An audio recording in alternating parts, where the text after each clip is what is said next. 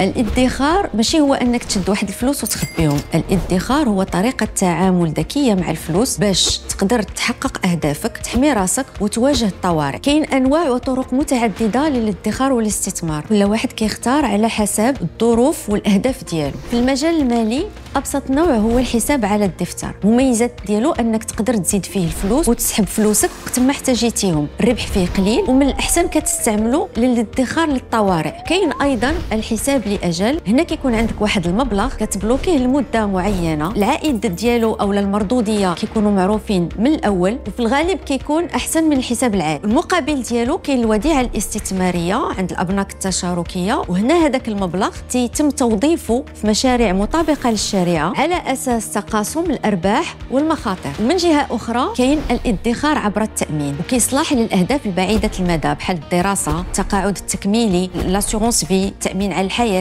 وهو كنحط فيه الفلوس بشويه بشويه، وهو كيعتمد على مبدا تراكم الارباح سنه بعد سنه. داكشي باش من المهم كل ما بديناه بكري كل ما كنضمنوا عائد مهم ومستقر في المستقبل. وكاين اللي كيختار الاستثمار في سوق الرساميل بحال البورصه، كيشري وكيبيع اسهم وسندات، وبحال اي تجاره كاين هنايا مبدا الربح والخساره. داكشي باش في هذا المجال مهم بزاف يكون عندنا شويه الصبر، معرفه وتوجيه. وكاين اللي كيفضل الاستثمار في اصول ملموسه بحال الذهب، العقار والاراضي. الاختيار كيكون على حسب الظروف والاهداف والشخصيه الماليه ديالك. وكيبقى اهم استثمار الاستثمار في الذات، التعليم، الصحه والمهارات. هذا الاستثمار هو اللي كيعطيك احسن عائد.